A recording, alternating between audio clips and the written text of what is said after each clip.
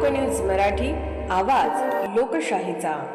विटा शहरात आरोग्य सेवेचा विश्वासार्ह आधार आदिती मल्टी स्पेशालिटी हॉस्पिटल संचलित बंडगर हॉस्पिटल विटा, महात्मा फुले जन आरोग्य योजना, आयुष्यमान भारत व बांधकाम कामगार योजनेअंतर्गत शस्त्रक्रिया आणि उपचार पूर्णपणे मोफत, हाडांवरील सर्व प्रकारचे ऑपरेशन्स, वेदना निवारणासाठी ब्लॉक इंजेक्शन, डायलिसिस, मूतखड्यावरील सर्व प्रकारचे ऑपरेशन व उपचार, जनरल सर्जरी, अपेंडिक्स, हर्निया, मूळव्याधवरील ऑपरेशन व उपचार पूर्णपणे मोफत। सावरकर नगर, खानापूर रोड, विटा। संपर्क आपल्या स्क्रीनवर। सांगली जिल्ह्याशी संबंधित एक मोठी आणि धक्कादायक बातमी समोर आली आहे।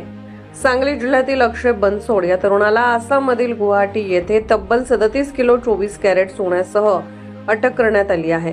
यात जप्त करण्यात आलेल्या सोन्याची बाजारातील किंमत तब्बल 55 कोटी रुपयांपेक्षा अधिक असल्याचे पोलिसांनी सांगितले आहे।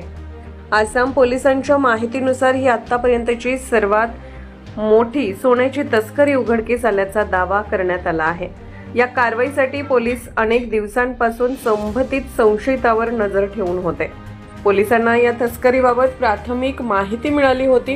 त्यानंतर गुप्त माहितीच्या आधारे गुवाहाटीमध्ये सापळा रचण्यात आला।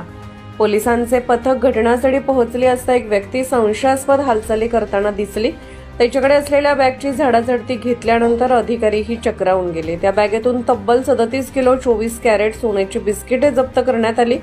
याशिवाय 13 ग्रॅम चांदी, 4 मोबाईल फोनही जप्त करण्यात आले असून त्यामध्ये 2 आयफोन आणि 2 अँड्रॉइड मोबाईलचा समावेश आहे। या प्रकरणी अक्षय बनसोड याला तात्काळ अटक करण्यात आली असून हे सोने नेमके कुठून आणले गेले होते, ते कुठे पोहोचले जाणार होते आणि या तस्करीमागे आणखी कोणाचा सहभाग आहे याचा तपास आसाम पोलिसांकडून सुरू आहे। या प्रकरणाचा संबंध आंतरराज्य किंवा आंतरराष्ट्रीय सोन्याच्या तस्करी रॅकेटशी आहे का याचाही तपास यंत्रणा करत आहे। येत्या काही दिवसात या प्रकरणात आणखी धक्कादायक खुलासे होण्याची शक्यता व्यक्त केली जात आहे।